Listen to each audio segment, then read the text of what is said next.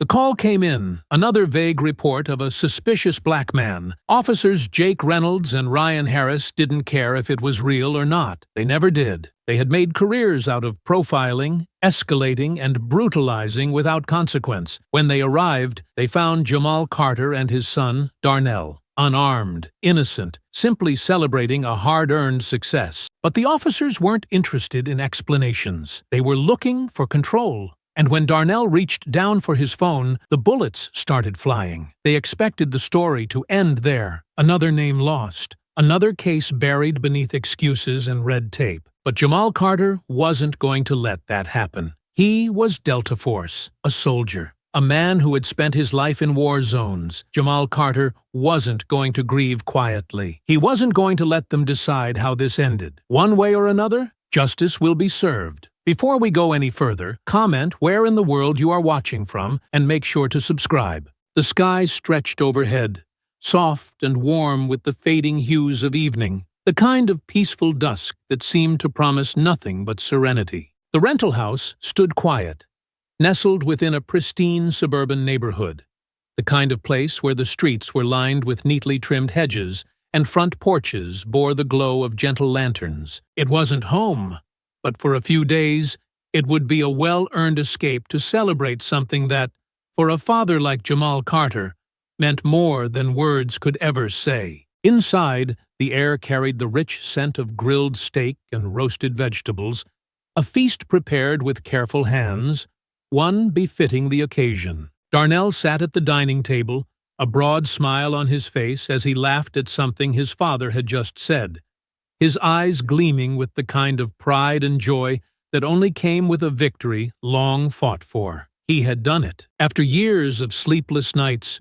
grueling study sessions, and endless sacrifices, he had finally graduated from medical school, stepping into the future with a white coat and a promise to make the world better than the one he had grown up in. Jamal watched his son, the warmth in his chest something deep, something unshakable. He had spent a lifetime protecting people, serving in places where danger lurked around every corner, where death was never more than a breath away.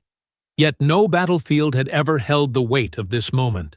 Seeing his boy become a man who would heal instead of harm, build instead of destroy. There were no words for how proud he was, but there was something else, something he had been waiting to give Darnell.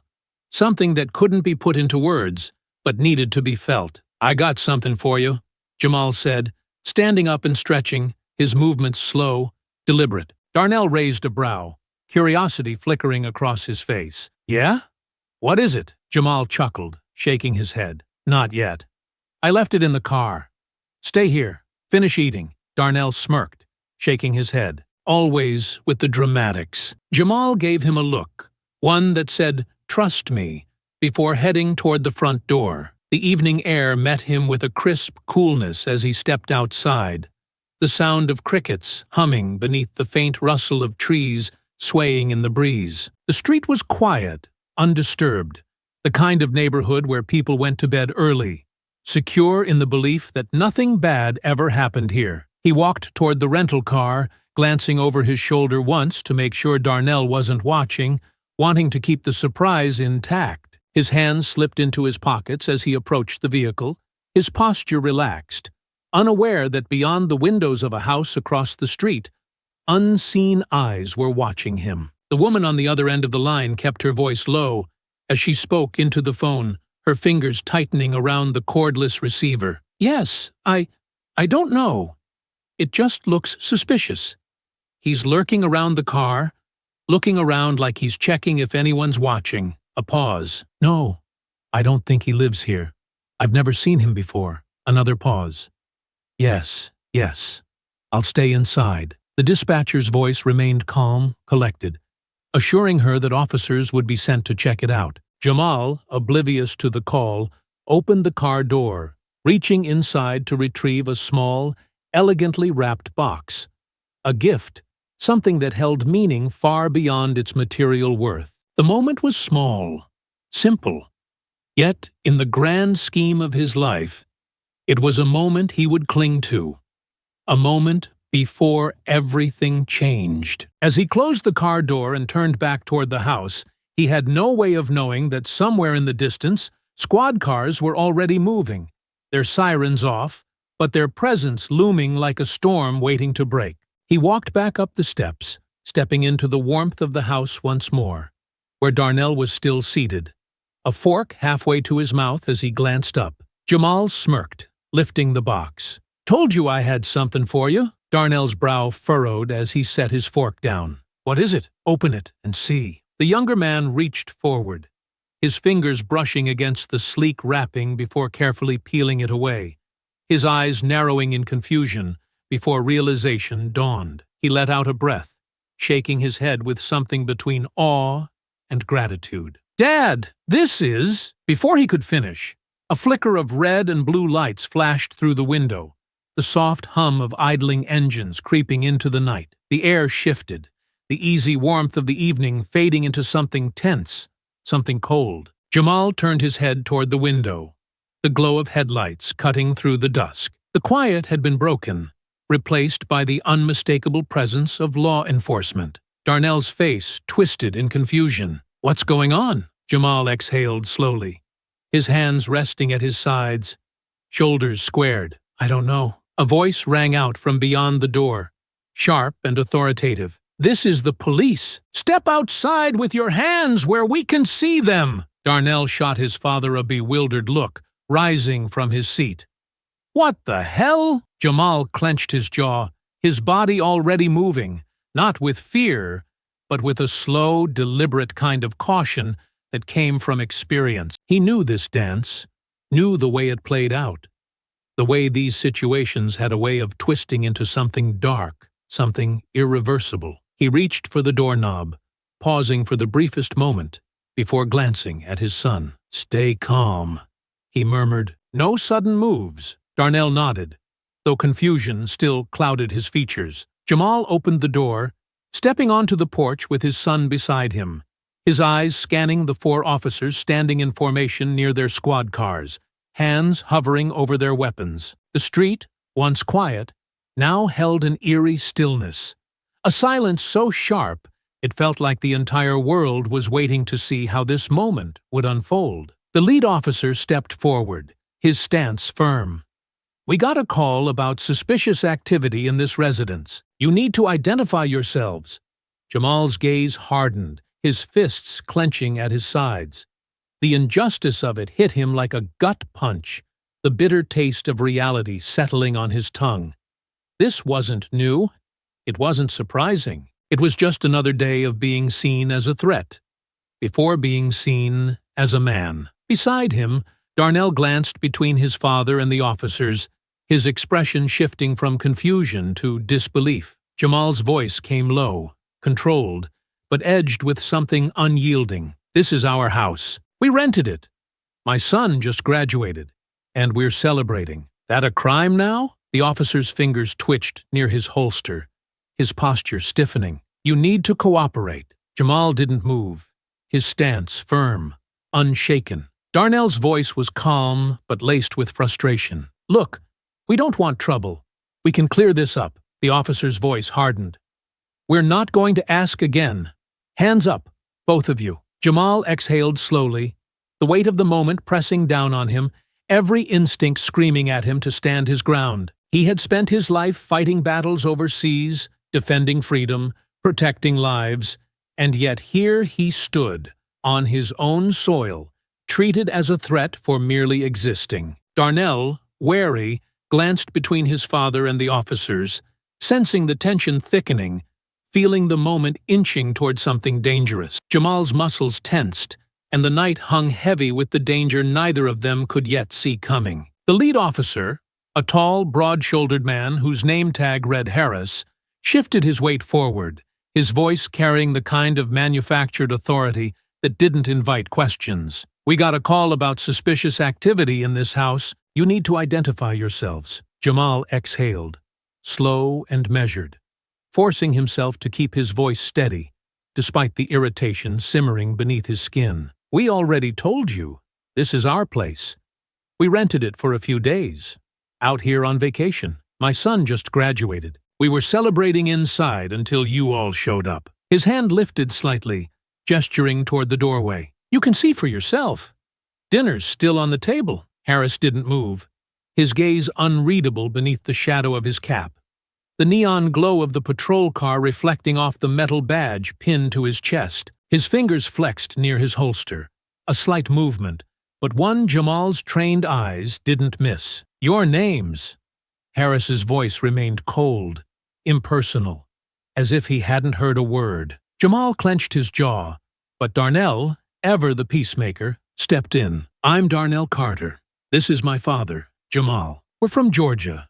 We just got here yesterday. His hands remained open at his sides, non-threatening. The house was booked online. I can show you the confirmation. Harris gave a sharp nod to one of the officers standing beside him, a younger man with a stiff stance and nervous energy radiating from him. Officer Reynolds. Jamal caught from the name stitched onto his uniform. The rookie. Trigger-happy, eager to prove himself. You say you rented it?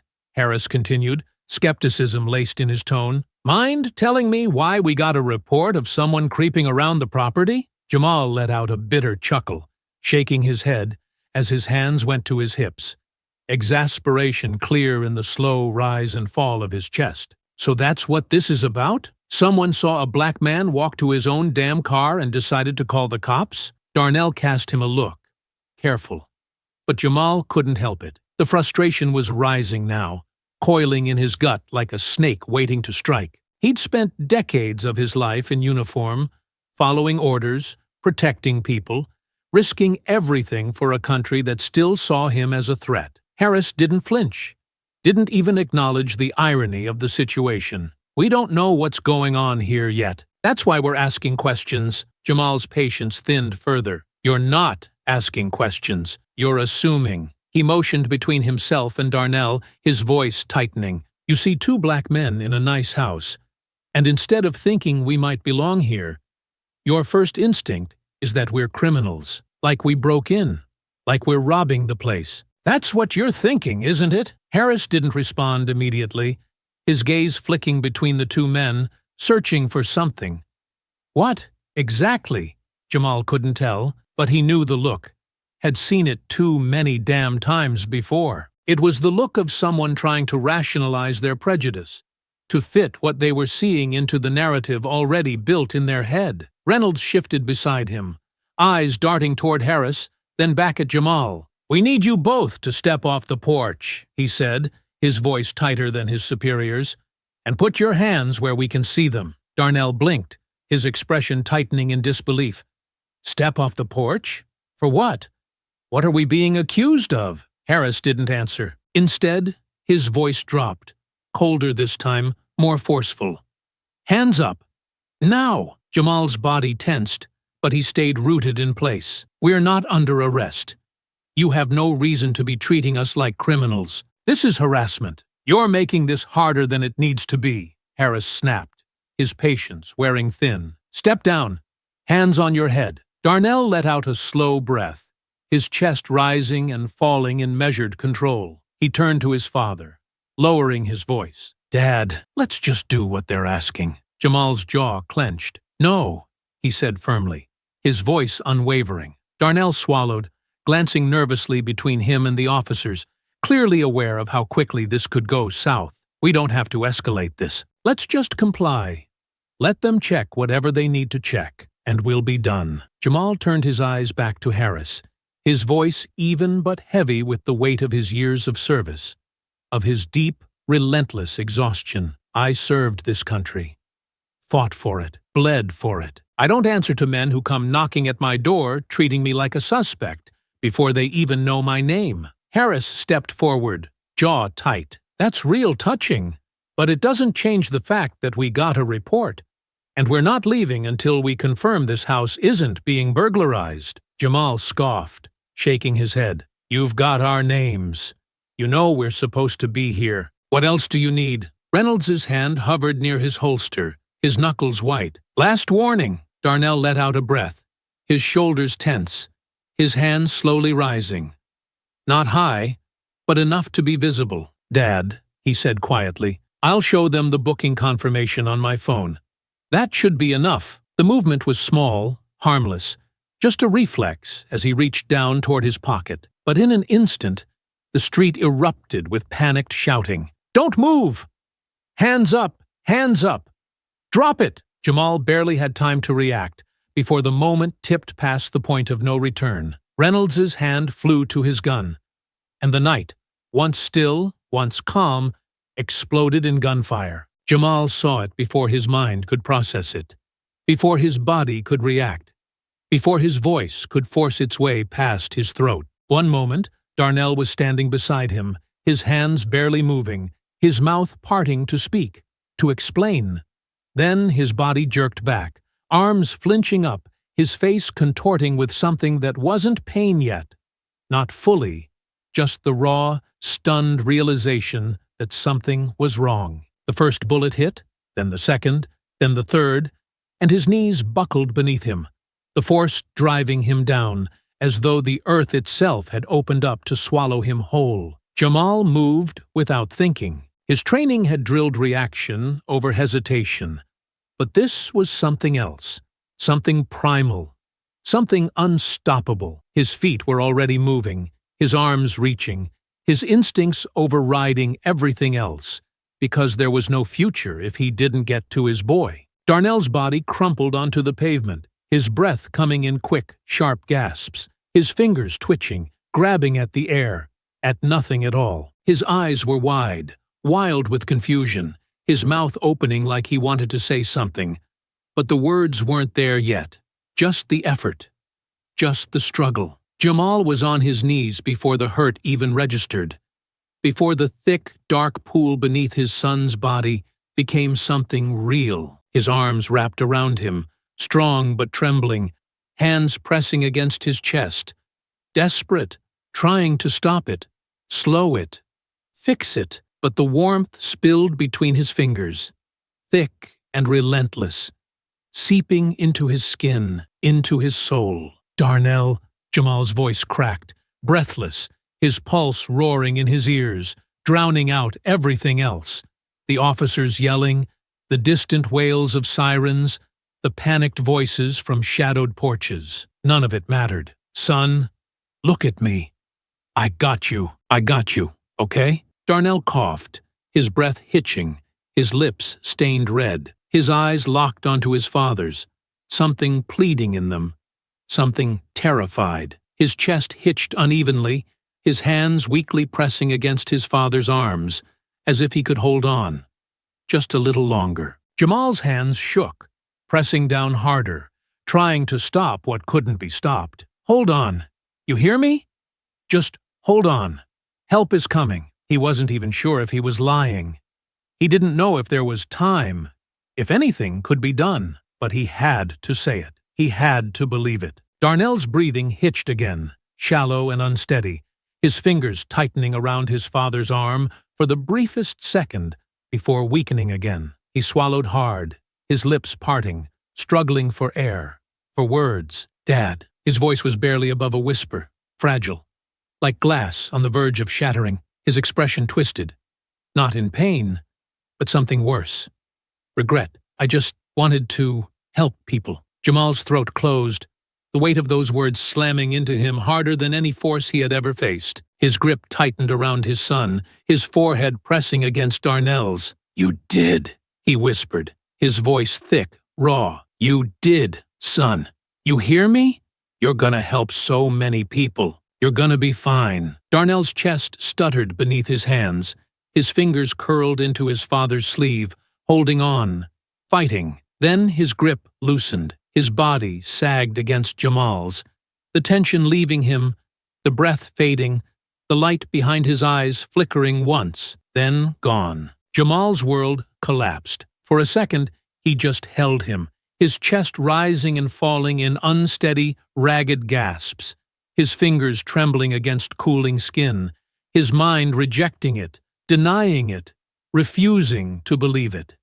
His son, his baby boy, had been alive a second ago. He was supposed to have a future, supposed to be a doctor, supposed to walk across a stage and shake hands and be somebody. He wasn't supposed to die in the street like this. Jamal's breath stilled. His hands, blood-soaked and shaking, curled into fists. The world had turned silent. Jamal knelt in the pool of his son's blood, his hands trembling, his breath uneven, his mind struggling to grasp what had just happened. Darnell's body was still warm, his weight heavy in Jamal's arms, but his chest no longer rose, his fingers no longer twitched, his eyes no longer held the spark of life that had been there just moments ago. The night still carried the echo of the gunfire that had torn his son away, but it felt distant now, a hollow sound that no longer belonged to this moment, to this world where Darnell was gone. Then the silence shattered. "Step away from the body! Hands where we can see them!" Jamal didn't move. "Now! Get on the ground!" Footsteps pounded against pavement, boots moving in fast, heavy strides, coming toward him, circling, preparing to take him down. "Do it now! Hands up! Hands up!" Jamal lifted his head, slowly, deliberately, his breath steady, controlled, his mind burning with something deeper than rage, something colder, more final. He could see it in their faces now. They knew. They knew they had fired too quickly. They knew they had acted on instinct, not reason. They knew there had been no threat, that Darnell had never reached for anything but his phone, that he had been unarmed, that they had taken an innocent life, and now they were trying to contain it, trying to control him, trying to erase what they had done. "You're under arrest! Get down on your knees!" Jamal's fingers curled against Darnell's lifeless form, his breath slowing, his mind shifting. They had no right to speak, no right to breathe. Not after what they had done. They were coming closer. "Hands behind your head! Do not resist!" One step closer, another. Then a hand reached for him. Jamal moved. His body exploded into motion, a force of pure, unrelenting violence, his grief and fury manifesting into something unstoppable. He spun, his hands snapping up with lightning-fast precision, grabbing the officer's outstretched wrist and twisting hard. A sharp, sickening pop filled the air as the man screamed, his gun falling from his grip, clattering onto the pavement. "Ugh!" Before the officer could stumble back, Jamal's elbow drove into his throat, crushing off his air. The man fell, choking, gasping, his body curling inward as he clawed at his own neck. The second officer moved, his gun still raised, but Jamal was faster. With a swift, powerful lunge, he closed the distance, grabbing the man's wrist and jerking his arm upward, forcing the weapon to point harmlessly toward the sky. The officer tried to yank free, but Jamal's other hand shot forward, driving into his ribs with a brutal force that sent him reeling backward. The man barely had time to gasp before Jamal followed through, grabbing his uniform and throwing him hard onto the pavement, his back slamming into the ground with a heavy thud. Jamal didn't stop. He dropped down on top of him, fists driving into his face, into his ribs, into any open target. Each blow landed with bone-breaking force, the weight of everything they had stolen from him, everything they had taken, everything they had destroyed, pouring into every strike. The officer grunted, gasped, choked, his hands scrambling to shield himself, but Jamal was relentless, his vision blurred with rage, his muscles burned, but he kept hitting, kept breaking, kept making sure they felt every ounce of his pain. The first officer, still writhing from his dislocated wrist and crushed throat, tried to crawl away, tried to reach for his gun, but Jamal's head snapped toward him. "No, you don't!"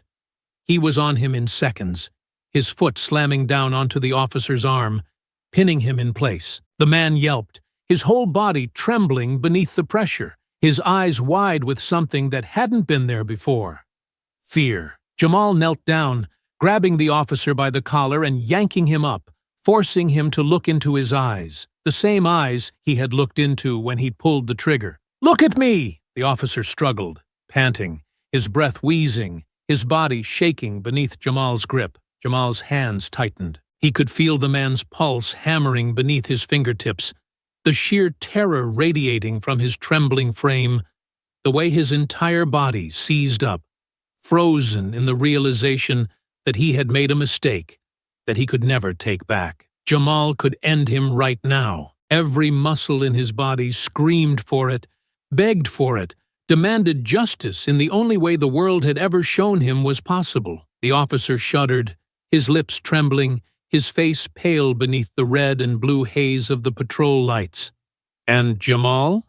Jamal didn't blink. He saw Darnell in his mind, his son lying there, his son staring up at him with wide, confused eyes, struggling to breathe, whispering his last words, just wanting to help people. Jamal's jaw clenched, his body locked. He didn't deserve the mercy of a quick death. Slowly, he let go. The officer collapsed onto the ground, coughing, gasping, too broken to move, too terrified to fight back.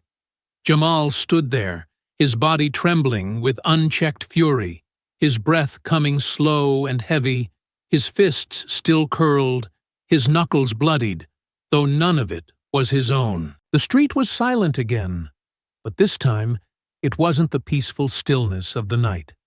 It was something thick, suffocating, the kind of quiet that came after something irreversible, after something had been broken that could never be repaired. Jamal knelt beside his son, his fingers brushing lightly against Darnell's cheek, his mind rejecting the truth his body already knew. His boy was gone. The warmth was fading too fast, slipping from his skin, leaving only the husk of what once held a future, a dream, a life full of promise. Behind him, the two officers, Reynolds and Harris, lay sprawled on the pavement, broken, gasping, too shattered to move.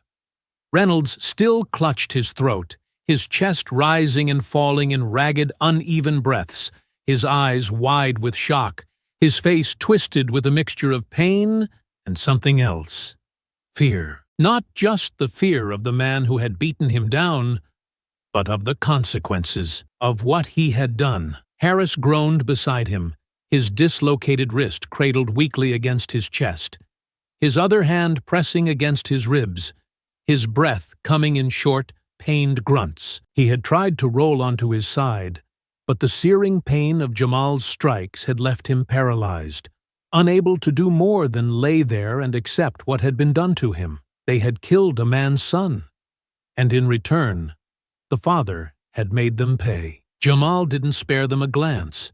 They weren't worth it. He turned back to Darnell, brushing his fingers against his son's bloodied shirt, his throat tightening, his body still trembling from the fight, from the loss, from everything. Then, sirens, louder this time, closer. The distant hum of engines turned into a roar, tires screeching, shadows spilling onto the pavement as squad cars flooded the street, their lights flashing wildly, illuminating the wreckage of what had unfolded. Boots hit the ground, fast, heavy, too many of them. Jamal still didn't move, not even as the officers stormed toward him, their voices sharp, their guns raised, the air filling with the chaotic bark of commands. On the ground!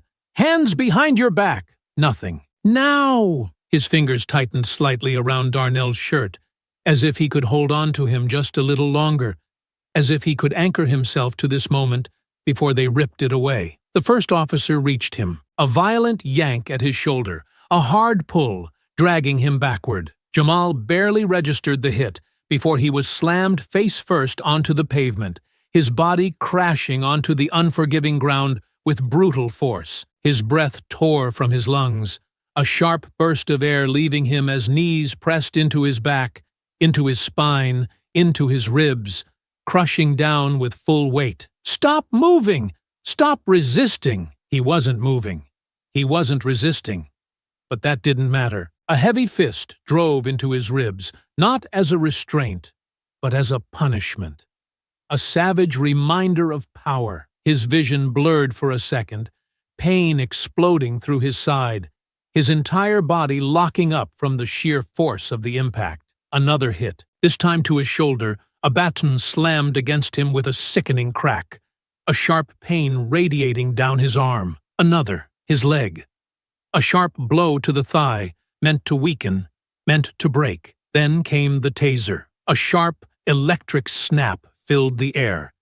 And then, agony. 1,000 volts tore through his nerves, his muscles seizing violently, locking up against his will. His body arched against the pavement, his jaw clenched so tight, his teeth ground against each other, his breath caught in his throat. The pain was unbearable, but he refused to scream. Another surge, longer this time. More brutal, his limbs jerked, spasming uncontrollably, his mind flashing white-hot, every fiber of his being burning. Then, suddenly, it stopped. His body collapsed against the pavement, his muscles still twitching from the aftershock, his breaths shallow, uneven. The world blurred in flashes of red and blue, of boots, of bodies, of cold, unrelenting steel tightening around his wrists. The cuffs locked. The weight on his back finally lifted, but it didn't matter anymore.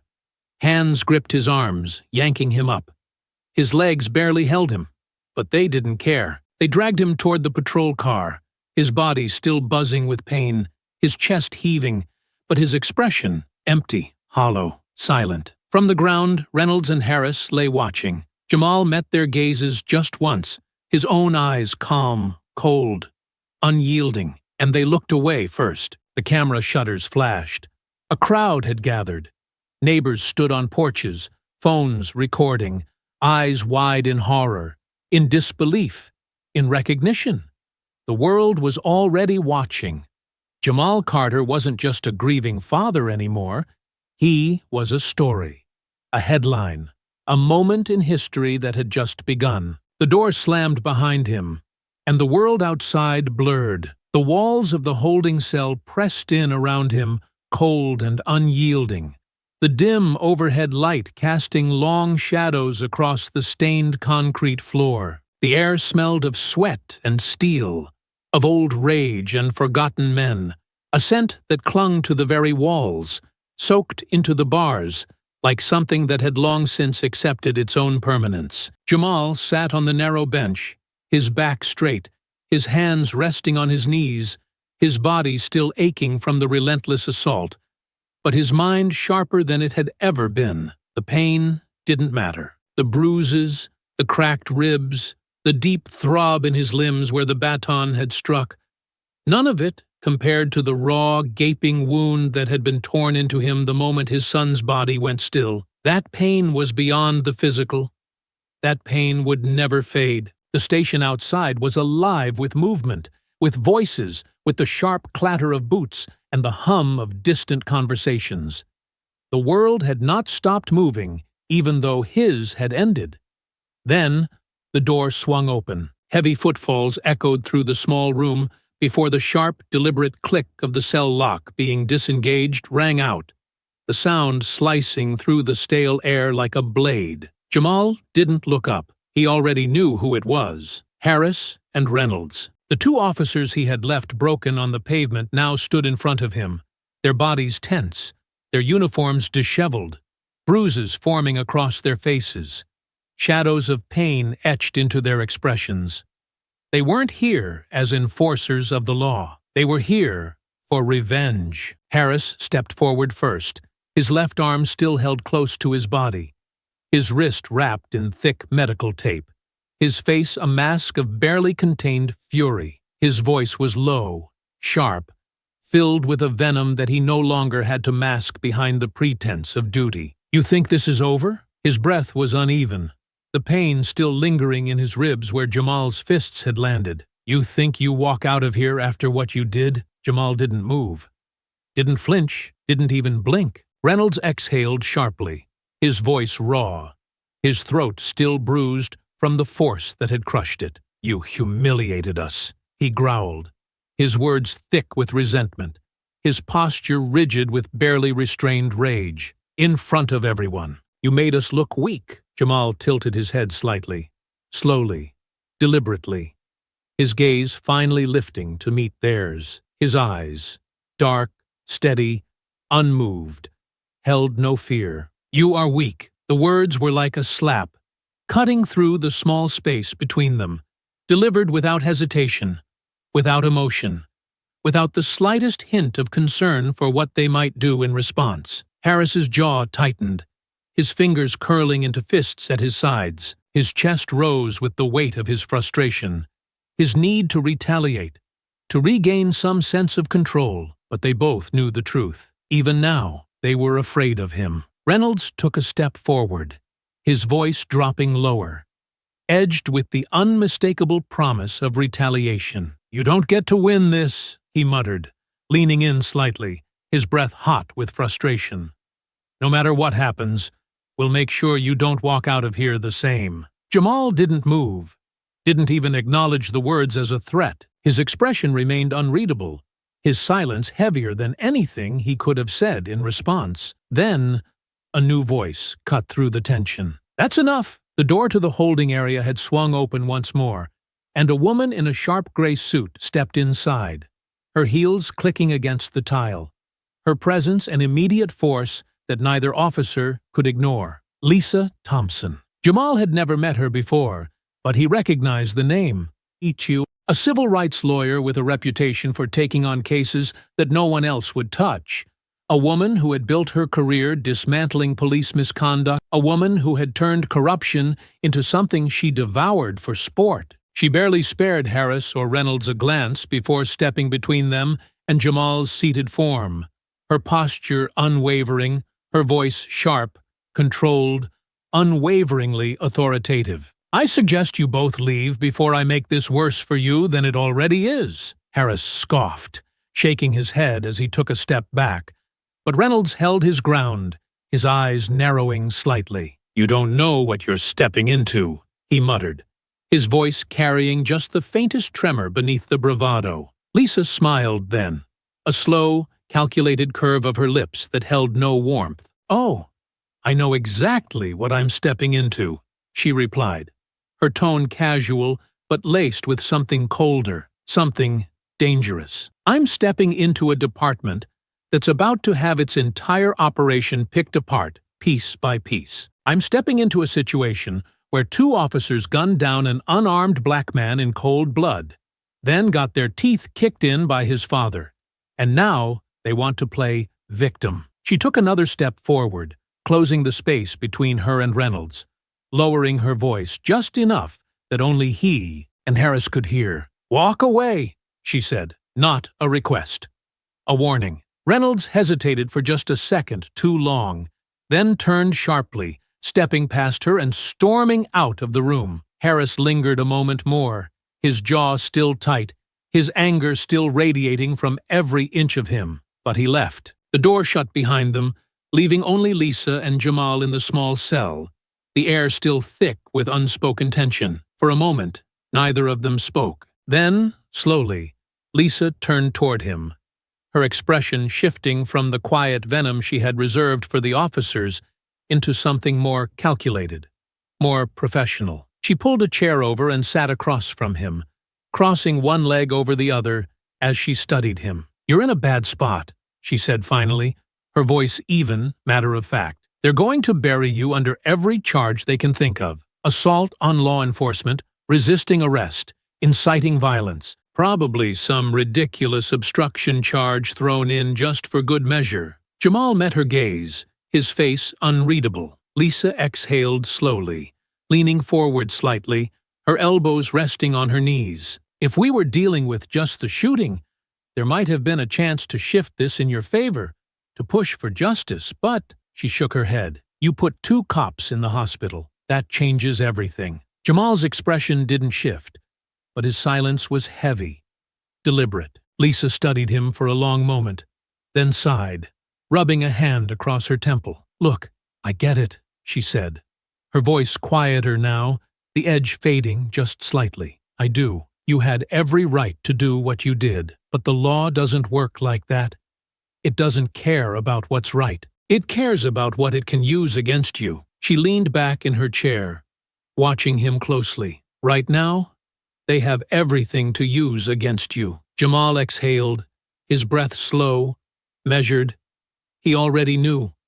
She didn't have to tell him. But hearing it, having it confirmed by someone who was on his side, by someone who was supposed to fight for him, made it real in a way that settled deep in his bones. The system had failed his son, and now it was coming for him. His jaw clenched, the muscles in his arms tightening, his fingers curling slightly, not in rage, not in defiance, but in the slow, unbearable pressure of something too big for his body to hold. Then, finally, he spoke. His voice was low, steady, edged with something deeper than anger, deeper than sorrow. "I fought for this country," he said, his eyes fixed forward, not on Lisa, not on the cold walls surrounding him, but on something far beyond this cell, something that felt like it was slipping away. "I gave everything to it.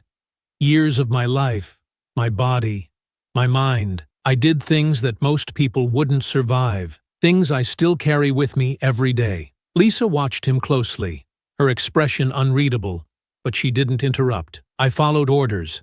I obeyed the law. I was a soldier before I was anything else." He exhaled, slow, controlled, and none of it mattered. Not when they looked at me. Not when they stood outside that house, pointing their guns at me and my son, demanding that we prove we had a right to be there, demanding that we justify our existence before they decided whether or not we deserved to walk away. He swallowed, his throat tightening, his breath catching, just for a moment. And my boy was better than me. He was smarter, kinder. He never picked fights, never raised his voice when he didn't have to. He was going to save people, fix people, help people, and still they looked at him the same way they looked at me, like he was dangerous, like he was something that needed to be put down before they even saw him as a man. His voice didn't shake. It should have, but it didn't, because the sorrow, the unbearable grief, was buried beneath something colder, something harder, something that would not break. Lisa's gaze flickered, her jaw tightening slightly, as if she wanted to say something but knew better than to try. Jamal shook his head, his fingers pressing into his knees. "You say I'm screwed because I fought back, because I didn't let them kill me too, because I broke them the way they deserved to be broken. And maybe you're right. Maybe that's how this ends." He let out a slow breath, the weight of his words settling like stone. "But they've already taken everything from me. What more can they do?" Lisa exhaled sharply, shaking her head. "They can make sure you never walk free again." Jamal turned his head toward her, his expression calm, steady. "What difference does it make?" She stared at him, and for a long moment she had nothing to say. Then her phone buzzed. She didn't react at first, didn't move, as if she hadn't even registered the noise. But then it came again, sharp, insistent. Her brows furrowed slightly as she pulled it from her pocket, glancing at the screen, something in her posture shifting instantly. Her expression tightened. She sat forward, pressing the phone to her ear. "Lisa Thompson." A beat of silence. Then her entire demeanor changed. "What?" Her voice sharpened, her spine straightening, her gaze flickering toward the cell door as if suddenly aware of the world outside again. "Where?" Jamal watched her. Eyes narrowed slightly. Lisa's grip on the phone tightened. "Who posted it?" Another pause. "How long ago?" Whatever she was hearing, it wasn't good. Or maybe it was. Lisa's breath came a little faster, her free hand clenching at her knee, a flicker of something intense, something urgent, flashing across her face. "And it's spreading?" A longer pause. She let out a slow exhale, her fingers briefly rubbing the bridge of her nose. "Good," she murmured, but there was no relief in her tone, only a new kind of tension, something shifting beneath the surface, something building. She ended the call. Silence. Jamal watched her, waiting. Lisa lowered the phone slowly, her fingers tapping against the back of the device as she finally turned back to him, her expression unreadable. "It's out." He blinked, his voice even. "What's out?" She leaned forward, elbows on her knees, voice lowering. A doorbell camera caught everything. "The shooting!" The whole thing? Someone uploaded it an hour ago. It's spreading. Jamal didn't move. Lisa studied him, her tone calm but firm. You're not just some guy in a jail cell anymore. Her voice dipped lower, sharper. You're a national headline. A pause. She reached into her bag, pulling out her tablet, swiping quickly before turning the screen toward him. And there it was. The footage, frozen on the first frame, paused before the nightmare unfolded. The officers, Jamal and Darnell standing on the porch. The confrontation, the moment before the world was ripped apart. And then, the headline beneath it. Unarmed black man shot by police.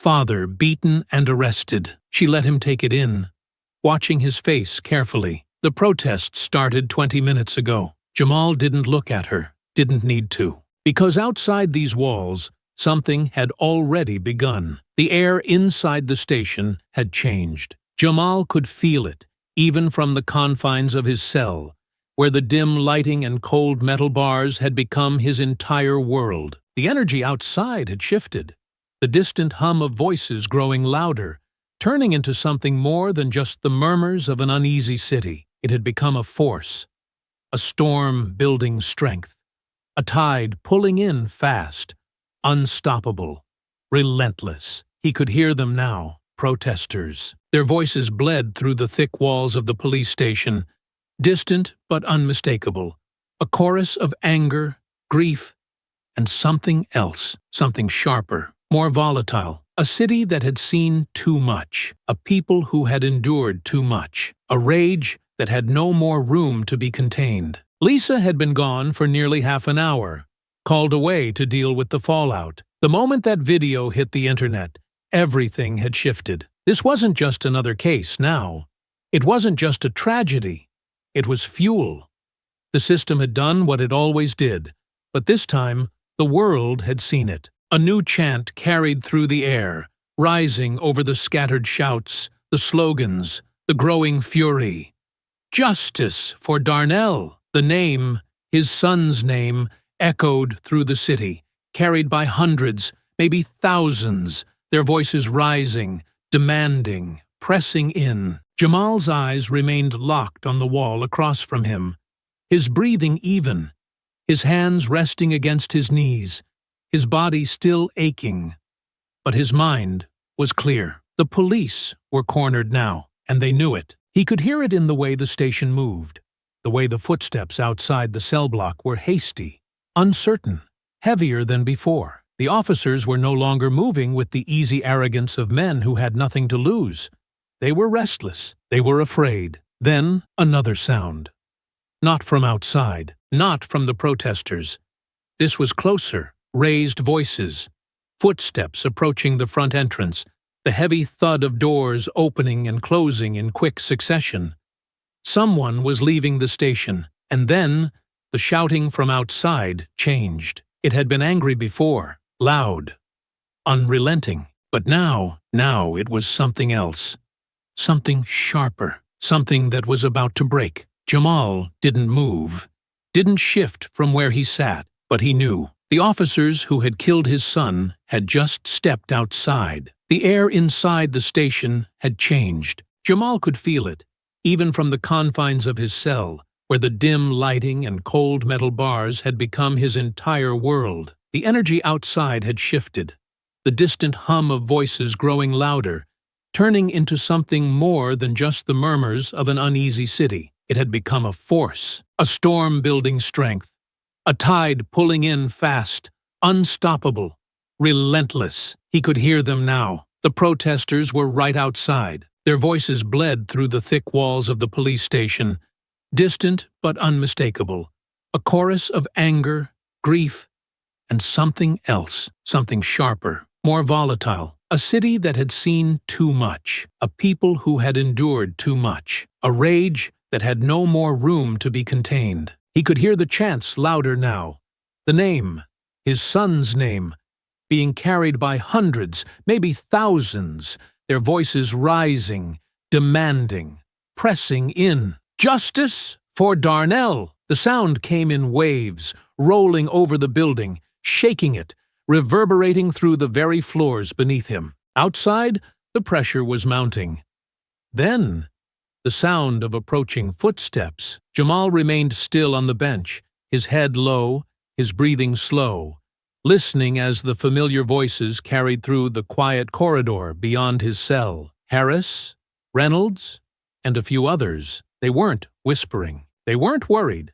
If anything, they sounded almost amused. "This is getting out of hand," Reynolds muttered, his voice low, filled with irritation but not yet concern. "It's a joke," Harris scoffed.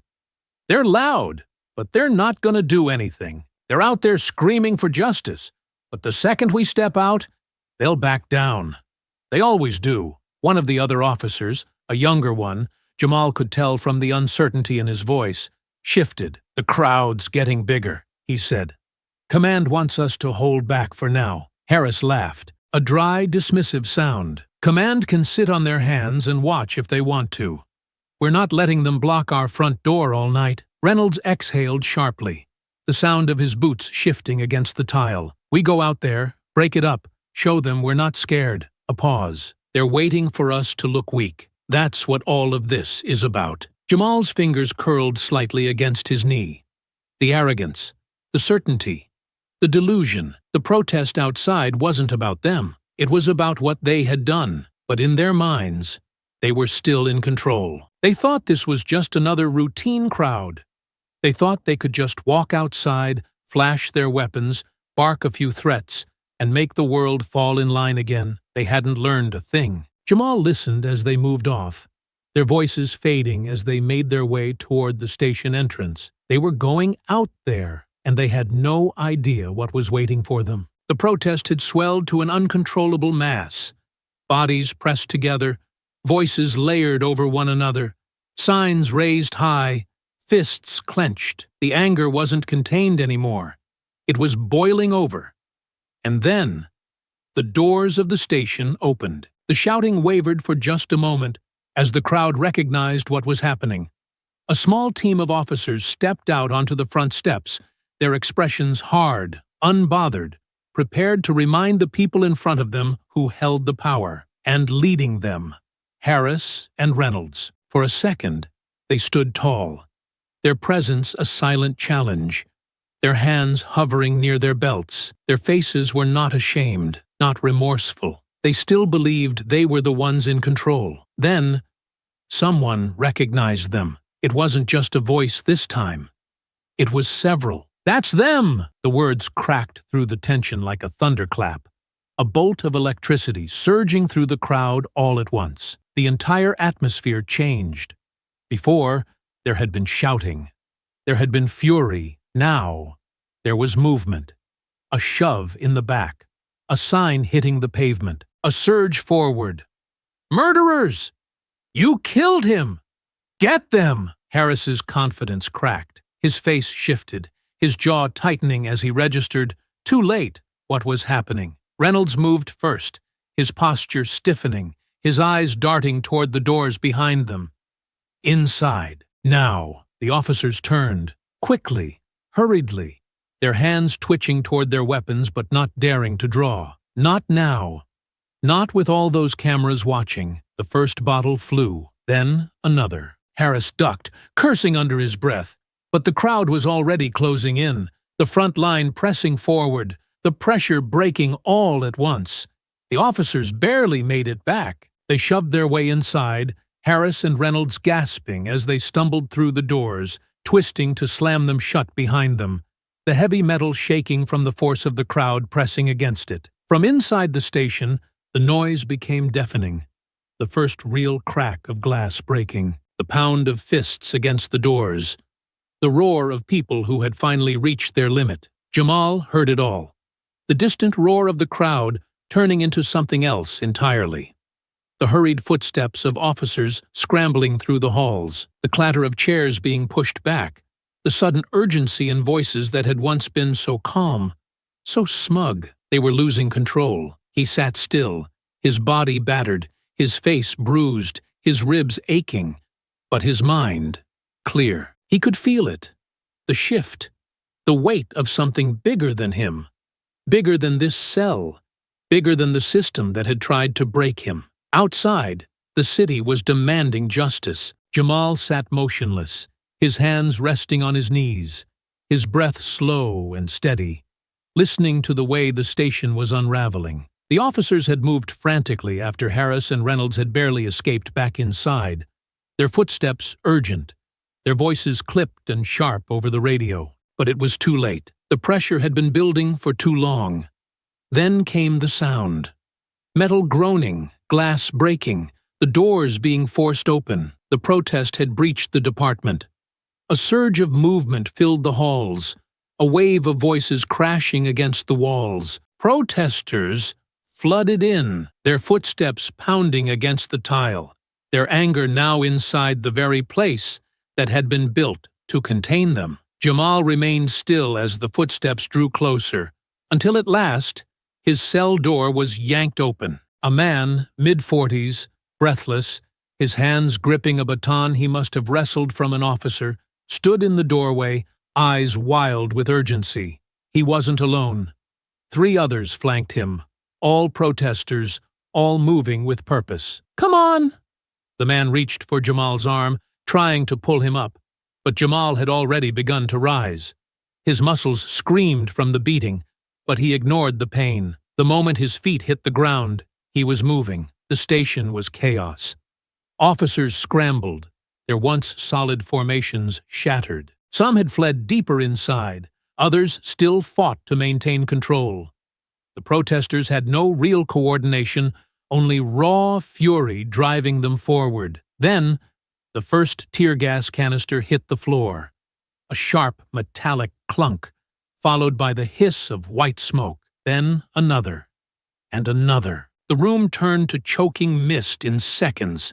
Screams rang out, bodies collided in the thickening cloud, hands clawed at burning eyes, lungs fought against the suffocating air. The station was turning into a trap. Jamal's instincts sharpened. They had to move. Now, through the smoke, he spotted a side hallway leading to a rear exit. The police were still blocking the main entrance, but this way, they had a chance. "This way!" His voice cut through the chaos, firm, commanding, undeniable. People turned, saw him moving, and followed. Jamal pushed forward, the sting of the gas burning through his throat, but he kept his footing. Others coughed, stumbled, fell. He pulled them up, shoved them forward, made sure they kept going. An officer appeared ahead. Too slow. Jamal grabbed the man's vest, yanking him off balance, sending him crashing into the wall. The officer crumpled, groaning, but Jamal was already moving again. The exit door loomed ahead. One last push. They burst through, lungs heaving, bodies staggering, but they were out. The city roared as they emerged. The protest had grown into something massive, something undeniable. The moment Jamal Carter stepped onto the street, bloodied but free, the crowd erupted. Their cheers mixed with chants, voices rising in unison, his name now a battle cry. The world had changed in a single night, and there was no turning back. The moment of triumph was short-lived. Jamal had barely taken in the sight of the massive crowd before the sharp, echoing cracks of gunfire split the night. The cheers turned to screams in an instant. Bodies jerked backward as rubber bullets slammed into flesh, knocking people to the pavement, some clutching their sides, others shielding their heads as the police made their move. The front line of protesters recoiled as officers pushed forward in riot gear, shields raised, batons drawn, the gas still thick in the air behind them. The retreating officers had regrouped, reinforced, and now they were retaliating with full force. Jamal's body tensed, his instincts flared. This was a battlefield now. More shots rang out. Rubber bullets, beanbag rounds, riot control measures meant to hurt, meant to punish, meant to break the spirit of the movement before it could spread too far. But it was too late for that. The movement had already begun. Jamal saw the shift happening in real time. The fear was gone. The police expected people to scatter, to panic, to break ranks and flee. But they didn't. They fought back.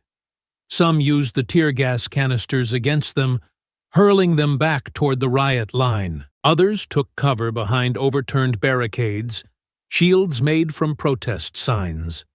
Water bottles, bricks, anything that could be thrown was launched toward the officers who had opened fire. Jamal watched as the front lines clashed, as the tension turned to action, as the streets became a war zone. And then he stepped forward. His voice boomed over the chaos, loud, commanding, cutting through the fear and confusion like a knife. "Stop! Listen to me!" Some turned at the sound of his voice. Not all, not yet, but enough. "They want us to lose control. Don't give them what they want." More heads turned, hands pausing, eyes locking onto him. The people closest to him stilled, their rage momentarily tethered by the presence of the man at the center of it all. Jamal stepped onto a fallen barricade, his posture strong, unshaken, his face bruised but unbowed. "They killed my son.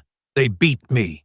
They threw me in a cell like I was the criminal." His voice rose, filled with fire, with a grief that had nowhere to go but outward. "And now they think they can shut us up," the crowd responded. A deafening roar of agreement, of fury, of power. Jamal pointed toward the police line. "Look at them. They're afraid. They think their badges protect them from justice." Another surge of voices. More people turned away from the fighting, looking at him, listening. "We will not be silenced." The energy shifted again, not away from action, but toward something more organized, more deliberate. The scattered chaos of the riot was becoming something else, a movement. News cameras had already arrived, recording everything. The world was watching, and Jamal Carter was no longer just a grieving father. He was the voice of something unstoppable. The flashing lights of cameras and news crews had become as much a part of the night as the chanting protesters and the lingering smoke of tear gas. The streets were still restless, the crowd still seething, but in the chaos, a movement was solidifying. The cameras weren't just broadcasting the violence, they were broadcasting the truth. Jamal stood at the center of it,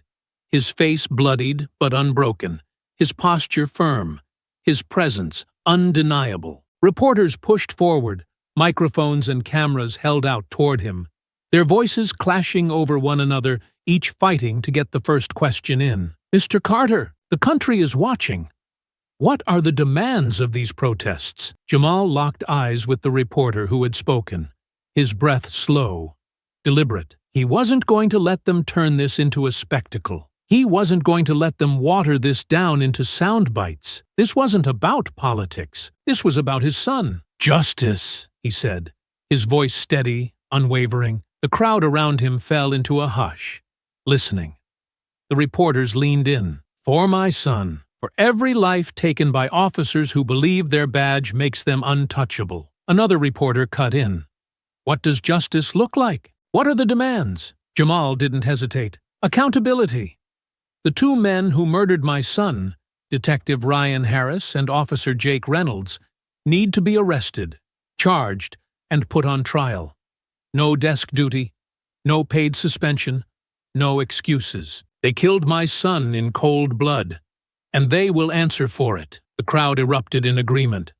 A reporter near the back shouted, "And if that doesn't happen?" Jamal's gaze didn't waver. "Then this city won't stop." The weight of his words hung in the air. The crowd wasn't just watching anymore. They were waiting for the city's response, waiting for the system to prove it was either capable of justice or incapable of anything but cruelty. Hours later, the police responded.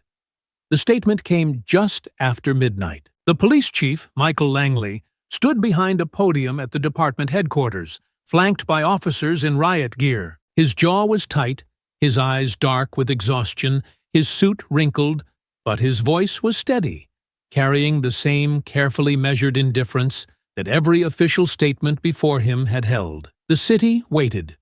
The country waited. Then came the words. "At this time, no action is being taken against Detective Harris or Officer Reynolds." A flicker of movement rolled through the press room. Journalists stiffening, murmuring, noting the weight of what had just been said. Langley continued, his expression unreadable. Our department believes these officers were acting in self-defense, in response to a perceived threat. There is an ongoing internal investigation, and we will continue to assess the situation as more details emerge. However, at this moment, we stand by our officers. The words landed like a hammer, and across the city, the dam finally broke. The sun had barely begun to rise when the city erupted. What had started as a protest had become a rebellion. Crowds had doubled, then tripled, spilling into every district, growing louder, angrier, more unrelenting. The word had spread. The demand had been made clear, and the police department had answered with the same familiar indifference that had allowed this to happen in the first place. The people were done asking. Storefronts were smashed, streets blocked, government buildings surrounded. The police were no longer holding the line. They were losing it. And in the center of it all, Jamal Carter stood, watching as the movement he had sparked turned into something unstoppable. This wasn't just about his son anymore. This was about all of them. The city was burning with fury, and Jamal was in the heart of it. The early morning light had done nothing to slow the movement. If anything, the anger had grown overnight, swelling into something the police could no longer contain. The streets, once filled with chants and protest signs, had become a battlefield. Barricades had gone up, makeshift defenses built from overturned cars, broken street signs, anything that could be used to push back against the incoming force of riot police. The air was thick with the acrid sting of tear gas, the rhythmic thud of rubber bullets slamming into bodies, the sharp crack of batons against pavement. The people were pushing forward. The police were holding their line, but the line was beginning to crack. Jamal moved through the chaos with precision, awareness, control. He wasn't just another body in the crowd. He was a soldier, a leader, a man who knew battle and knew how to turn the tide. Then, a new threat emerged. A row of riot police had begun pushing in from the north end of the street, attempting to flank the protesters, trap them between the two advancing formations. Jamal saw it happening before anyone else did. A tactical maneuver, a pincer movement, the kind of strategy used to break formations, to corral and crush resistance. If they didn't stop it now, everyone here would be boxed in, beaten, arrested, maybe worse. His voice cut through the chaos, loud, commanding. "They're flanking!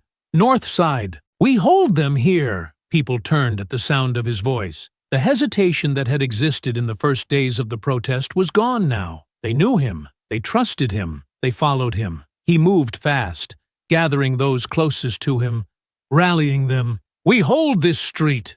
They push! We push back! If they break us here, they take everything!" The words hit hard. People snapped into action. Those with shields, makeshift barriers taken from construction sites, metal signs, even trash can lids, moved to the front. Those with nothing but their bodies stood firm. Then the police came. The first officer swung his baton. Jamal caught the strike, twisting the man's wrist, forcing the weapon free. A second officer lunged. Jamal stepped in, a sharp elbow to the ribs, a precise strike that sent the officer reeling. The front line of protesters collided with the riot police in a brutal clash of bodies, shields, and force. The police pushed. Jamal pushed harder. When an officer grabbed a protester, yanking them toward the police line, Jamal surged forward, his hands locking around the officer's armor, pulling him backward, twisting his balance, sending him crashing onto the pavement. Another officer swung wildly, his baton cutting through the air. Jamal ducked low, came up fast, driving his shoulder into the officer's chest, knocking him off his feet. A protester beside him staggered, caught by a rubber bullet to the leg. Jamal was there, grabbing him, hauling him back before another shot could land. Every movement was calculated, every action deliberate. He wasn't just fighting, he was leading. And then, the riot police hesitated. The line wavered. They had expected an unorganized riot, a panicked crowd, something easy to crush beneath their shields and boots. They hadn't expected Jamal Carter. With one final push, the police were forced back. The flank had failed. The protesters held their ground. And as the riot police regrouped, Jamal stood at the front, unbroken, staring them down, daring them to try again. The city was still burning. But for the first time, the fire was on both sides. The city was theirs now. Jamal stood at the front of the mass of people, his body aching from the fight, his breath still coming hard, but his mind razor-sharp, calculating. The riot police had regrouped, their formation tightening, shields locked together, batons held at the ready, their bodies braced against the wave pressing toward them. But it wasn't enough. The protesters had won this fight, and everyone knew it. Jamal looked around, taking in the sheer scale of the movement that had erupted in the streets. When this began, it had been hundreds, then thousands, now tens of thousands. A force so massive it spilled into side streets, overtook intersections, turned entire city blocks into a breathing, surging demand for justice. And at the heart of it all, one message echoed above everything else. Reynolds and Harris must pay! The chant rippled through the crowd, thousands of voices in unison, growing louder with every step forward. It wasn't just anger anymore. It wasn't just grief. It was something deeper, something unshakable, something that would not stop until the weight of their fury forced a reckoning. Jamal's gaze flicked toward the riot police holding their line. They heard it too, and for the first time, he saw it. Fear. It wasn't on all their faces, not yet, but in some, in the younger officers, in the ones gripping their shields just a little too tight, shifting their weight, their eyes flicking nervously to their commanding officers. It was there. They were outnumbered. They were losing. They had always been the enforcers, the ones in control, the ones who could use force without question, without fear of consequence. But now, they weren't in control anymore, and they knew it. Jamal stepped forward, leading the charge. The police stumbled back, not all at once, not in a full retreat yet, but in small steps, hesitation bleeding into their movements, their resolve faltering under the weight of the sheer number of people pressing against them. "Keep pushing!" Jamal's voice cut through the noise, through the chaos, steady and unwavering. The crowd surged forward. The police gave way. The line cracked. Then it broke. The retreat started as a controlled fallback, an attempt to maintain formation, to make it seem as though they were choosing to reposition. But it wasn't a choice. It was survival. They were being driven back. The streets, once theirs, now belonged to the people. Jamal moved with the crowd, his eyes locked on the officers who were no longer fighting. They were running. Their steps grew faster, more frantic, shields lowered, batons forgotten as they abandoned the streets and fled toward their last stronghold, the police headquarters downtown. Jamal could already see it in his mind.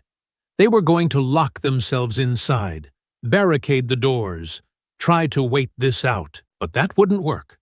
Not this time. Not with this many people. The chants grew louder as the protesters advanced, their feet pounding against the pavement, their voices shaking the very walls of the city. Reynolds and Harris must pay. Jamal's eyes flicked toward the windows of buildings along the streets, where more people were watching, recording, documenting every second of this movement. The world was seeing it all, and the police had nowhere left to run. Jamal stood at the front as the wave of people crashed against the police headquarters, their voices a thunderous demand that refused to be ignored. The chants, the sheer weight of their presence, shook the very foundation of the building. The streets were a sea of bodies stretching for blocks in every direction, the air thick with fury, with urgency, with something that had been simmering beneath the surface for years and had now erupted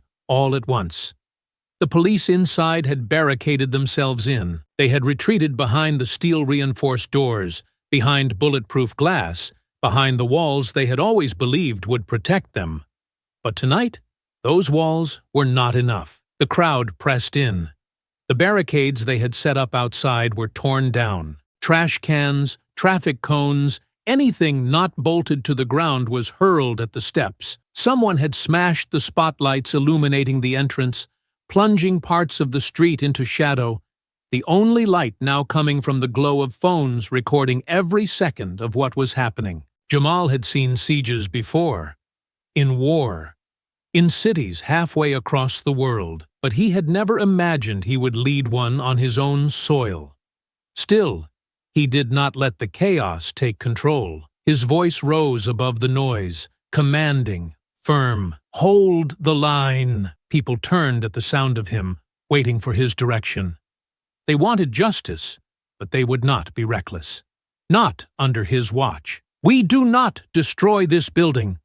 We do not give them the excuse they want." The rage did not fade, but it was sharpened, focused. They were not a mob. They were a force.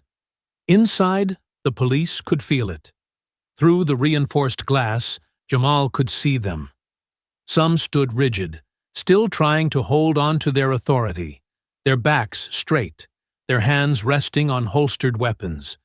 But others were shaken. Their eyes darted between one another, fingers twitching, their fear barely contained. They had never been on this side before. They had always been the ones pressing forward, the ones in control, the ones the world listened to. But now, they were trapped. Then the doors opened. Not completely, but enough. Enough for a single figure to step out. Police Chief Michael Langley. His suit was disheveled, his tie loosened, his face lined with exhaustion. A man who had spent his entire career being obeyed, now standing before a force that would not kneel. Jamal met his gaze as the chants roared around them, as thousands of voices demanded what Langley had spent the last 24 hours trying to ignore. The chief's shoulders rose with a deep breath, his lips pressing into a thin line before he finally spoke. "I want to speak with Jamal Carter." The crowd exploded,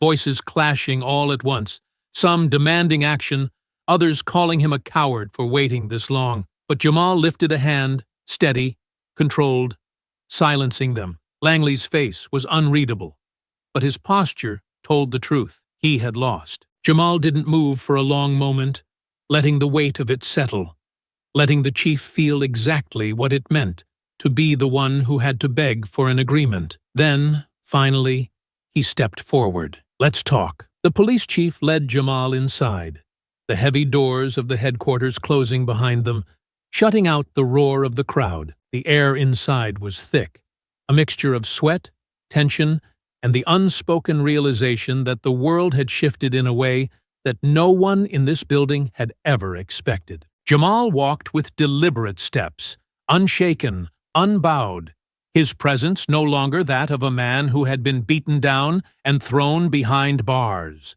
but of a leader, of a force that could not be denied. The conference room was dimly lit, its long tables scattered with abandoned coffee cups, crumpled notes, the remnants of a department in full crisis mode. Several high-ranking officers stood along the walls, their faces unreadable, too disciplined to show fear outright, but it was there, sitting beneath their hardened expressions. Langley took his seat at the head of the table. Jamal didn't sit. The chief exhaled slowly, his face lined with exhaustion, with the weight of what this night had done to him. For the first time since the protests began, he wasn't the one dictating the terms. "You want justice," Langley began, his voice even, though there was an edge of weariness beneath it. "We both know there are things I can and cannot control." Jamal's gaze remained unwavering. "What you can control," he said, his voice steady, "is what happens to the men who murdered my son."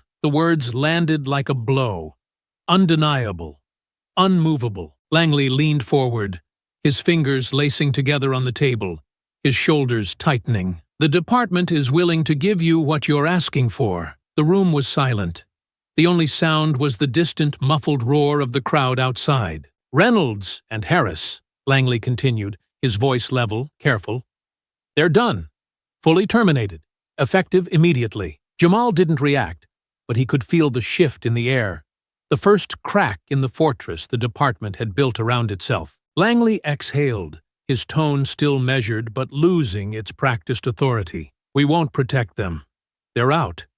You have my word." Jamal's jaw clenched slightly, but he remained stone-faced. "Your word," he repeated, letting the words sit between them. Langley swallowed, as if fully realizing his word meant nothing here. "I'll announce it publicly. They'll be gone before the sun sets tomorrow." Jamal tilted his head slightly. "And?" Langley hesitated. "Just for a moment." Then he nodded. "I resign." The officers along the walls shifted, glancing at one another, the weight of the moment settling over them. Some had likely seen this coming. Others had hoped it wouldn't come to this. "I'll make my statement in the morning," Langley continued, "effective immediately. I step down. No ceremony. No speeches. I'm done." Jamal let the words settle.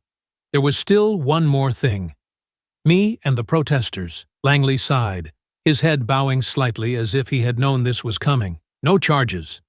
Jamal watched him closely. "None," Langley repeated, firmer this time. "No arrests. No retaliation. The department walks away from this. And so do all of you." For the first time, Jamal let the weight of the moment sink in. Langley sat back in his chair, his gaze tired, resigned. "This stops here. The protests end. The city moves forward." Jamal exhaled slowly, controlled, steady. Then, his eyes flicked to the side, to the far end of the room, where two men sat in silence, Reynolds and Harris. The two officers sat across the room, their postures stiff, their faces tense. Their uniforms were still on, but their badges were gone, stripped from them before this meeting even began. Jamal took his time, stepping toward them, letting the air between them thicken, letting them feel every ounce of what he had carried since the moment they pulled the trigger. Neither man met his eyes at first. Not until he was close enough to reach them. Close enough that if he wanted to, he could have ended them right there. "Look at me!" Harris flinched, just barely. Reynolds clenched his jaw, his gaze finally rising, his expression forced into something neutral, something that was supposed to hold firm. But Jamal saw through it. "You don't have your guns now. You don't have your badges. You don't have anything protecting you." His voice was low, steady, cutting. Reynolds exhaled sharply, like he wanted to say something, but Jamal wasn't finished. "You thought this would go away. You thought you'd say the right words, let the department handle it, hide behind your reports. You thought you'd be back at work in a few weeks, maybe a few months. You thought this city would forget." His voice didn't rise. It didn't have to. "But I won't forget." He took a slow step forward, the room holding its breath. "And I will not stop until you are exactly where you belong." Reynolds swallowed, shifting in his chair, his bravado starting to crack. Harris wasn't much better, his hands twitching slightly, his shoulders too tight, his breath uneven. "You killed my son. You murdered him while he was on his knees, trying to explain why he was there. And then, when I held him in my arms, when I begged you to step back, you put your hands on me like I was the criminal." He leaned in, just enough for them to feel the weight of every word. "I should have ended you both where you stood." Neither man breathed. "But I won't." A long pause. "Because I want you to live long enough to see yourselves in cuffs. I want you to wake up every day knowing that I am coming for you, that I will fight to see you behind bars, that your names will never mean anything except what they are now. The names of murderers." Harris's breath hitched. Reynolds looked away. "I am going to bury you both in the only place you belong." Neither of them had a response, because there was nothing left to say. Jamal straightened, his shoulders back, his stance firm, before finally turning his back on them. He walked away without looking back. The war was not over, but it had just turned in his favor. The doors of the police headquarters swung open, and Jamal stepped out. The night air was thick, electric. humming with tension as thousands of eyes locked onto him, waiting. The crowd, which had once been a boiling storm of anger and grief, now stood on the edge of something else. They had come expecting another battle, another round of resistance, another moment where the system would refuse to bend. Instead, they got this. The silence held for only a moment. Then, Jamal raised his hand. A hush rippled through the crowd. He let the weight of the moment settle before he spoke, his voice steady, controlled, carrying across the sea of people. "It's done." The words crashed over them like a tidal wave. "Reynolds and Harris have been fired. They are no longer police officers. They are nothing." A roar of approval surged forward, bodies pressing in, voices shouting in triumph, in rage, in long-awaited justice. Jamal didn't stop. "Langley is stepping down. He will not lead this department another day. He's running because he knows what he let happen. He knows what he covered up. And he knows that he motioned to the mass of people, to all of them, we're never going to let this go." The cheers swelled, rolling through the streets, the sound stretching for blocks. "And the protests," he continued, his voice cutting through the celebration, grounding it, pulling their focus back to what mattered most, "are not over." The celebration dipped for only a second, the crowd bracing, waiting. "Not until these men are in cuffs. Not until we see them where they belong." The cheering turned into something else. A war cry. The people had won a battle tonight, but the war wasn't over. Jamal felt it in the air, in the strength of their voices, in the certainty in their faces. This was no longer just about him. This was bigger than Darnell, bigger than any one person. They will stand trial. They will face the people. They will answer for what they've done. And with those words, the movement solidified into something unbreakable. Jamal lifted his fist. The city roared. The next day, Jamal sat across from Lisa in a small office, a temporary legal space set up by activists and supporters.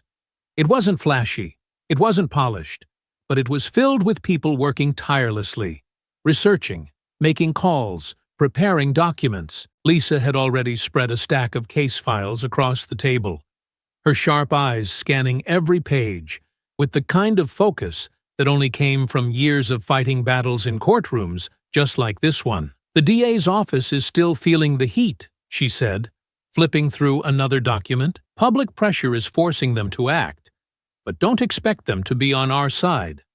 They'll take this case because they have to, not because they want to." Jamal exhaled slowly, his fingers interlocked as he leaned forward, his gaze steady. "So what's the strategy?"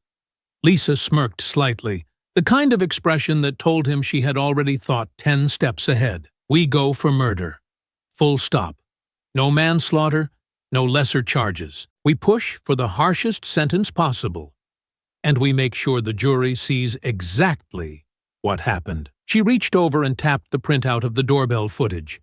The single image of Reynolds and Harris standing with their guns raised, moments before they fired. "This is our key. The world has already seen it, but the jury needs to feel it." Jamal nodded, his jaw tightening. "And if they try to twist it?" Lisa leaned back, folding her arms. "Then we twist it back. We don't let them paint you as the aggressor. We don't let them call what happened a mistake. And we make sure that when those two men walk into that courtroom, they know they are the ones on trial. Not you, not Darnell, not this movement." Jamal let the weight of it settle. He had been fighting since the moment his son was killed, but now the fight was shifting. It wasn't about fists or shields anymore. It was about the law, about forcing a system that had never worked for them to do the one thing it had always refused to do: hold its own accountable. Lisa slid another file toward him. "We go over everything, every testimony, every angle of that footage. We prepare for every lie they'll try to sell." Jamal nodded. This wasn't just about justice anymore. This was about making sure they never did this to another family again. The days following the police chief's resignation were a storm of movement, strategy, and constant pressure. The protests had not disappeared, nor had they lost momentum. They had simply shifted in purpose. What had once been a city rising in anger was now a city standing in expectation. The people had won the first battle, but the real war was about to begin. Jamal spent nearly every waking hour inside the makeshift legal office, poring over files, reviewing footage, preparing for a courtroom fight that would be unlike anything he had faced before. The streets outside still pulsed with energy, crowds still gathering, still chanting Darnell's name, still demanding that Reynolds and Harris face the consequences that had been denied to too many before them. Lisa stood at the center of the legal team, ruthless in her precision, tireless in her focus. Every document that crossed her desk was marked with notes, counterpoints, strategies that anticipated the defense's every possible move. The legal team worked around the clock, turning the weight of public outrage into something undeniable, something the courts could not ignore. But even with all the pressure, they still had a fight ahead of them. The justice system, despite the overwhelming evidence, was already dragging its feet. Meetings with the district attorney's office were tense, their reluctance bleeding through in every carefully worded statement. The DA, a middle-aged man named Gregory Holden, had already tried to keep things vague in the first meeting, offering promises of a fair and thorough investigation without committing to any specific charges. Jamal had seen it before. This wasn't hesitation. It was avoidance. Lisa, seated next to him, didn't give them the chance to stall. The charges will be murder. Nothing less. Holden had sighed then, rubbing his temple like this was a headache instead of a fight for justice. We have to consider all aspects before. Lisa had leaned forward, cutting him off with a measured, lethal sharpness. Consider this. If you drag this out, if you try to soften the charges, if you treat this like it's anything less than cold-blooded murder, the people outside will know exactly what's happening. She pointed toward the window, where the distant hum of protesters still carried through the walls. You think the city was angry before? Try letting those men walk free and see what happens. Holden had shifted uncomfortably, adjusting his tie, realizing that this wasn't just another case that would fade into the system's backlog. It was a case that could define his career, a case the world was watching. As the case moved forward, Jamal became more than just a grieving father. He was the movement's anchor, the man every camera wanted to hear from, the name every reporter wanted in their headline. He had never asked to be in this position, but now that he was here, he refused to back down. Every interview, every statement, every speech he gave was measured, deliberate, unshakable. He didn't rage. He didn't give them the image they wanted, the image of an angry black man that the media had used for decades to discredit those who demanded justice. Instead, he spoke with precision, with weight, with the unwavering resolve of a man who had nothing left to lose, but everything left to fight for. At a press conference outside City Hall, a reporter had asked him if he believed the system would actually convict the men who killed his son. Jamal had stared into the cameras, his expression calm but unrelenting. If the system works, they'll be convicted. If it doesn't, then we'll all know what we've always known, that it was never built to protect us. The clip had gone viral within hours. The weight of his words settled into the country's conscience. It didn't take long for the lawyers representing Reynolds and Harris to begin their counterattack. Their strategy was predictable. They feared for their lives. They believed they were stopping a crime. They followed protocol. They used every excuse that had let officers before them walk free. But this time, they were fighting an uphill battle. The footage from the doorbell camera had already destroyed their defense before they could even mount it. It showed everything. The moment they arrived, the moment they demanded submission, the moment Darnell reached for his phone, the moment they opened fire. It showed Jamal cradling his dying son, his face twisted in agony, his body frozen in a moment of irreversible grief. It was undeniable. But still, the defense tried. They needed to muddy the waters, to plant doubt, and so they attacked Jamal. They called him violent. They pointed to his background, his military history, the fight in the street after his son was killed. They tried to make him the aggressor, tried to make it seem as if the officers were right to see him as dangerous. Lisa had expected it. "They'll put you on trial just as much as their clients," she warned him, pacing the legal office, scanning the latest defense statements being leaked to the press. "They'll try to make you the problem." Jamal had only nodded. Let them try, because this time, the world had already seen the truth. And no amount of spin, no legal maneuvering, no desperate attempt to twist reality could erase what had been caught on camera. The night before the trial, Jamal stood in the doorway of the office, staring out at the city that had become a battleground and a beacon all at once. The protests still carried on, the chants still ringing through the streets, the murals of Darnell painted across walls that would never forget his name. Lisa stood beside him, her expression unreadable, but knowing. "This is it," she said, her voice quieter than usual. Jamal nodded, his fists tightening at his sides. "Yeah," Lisa exhaled, looking out at the restless city. "You ready?" Jamal didn't answer at first, because this wasn't about being ready.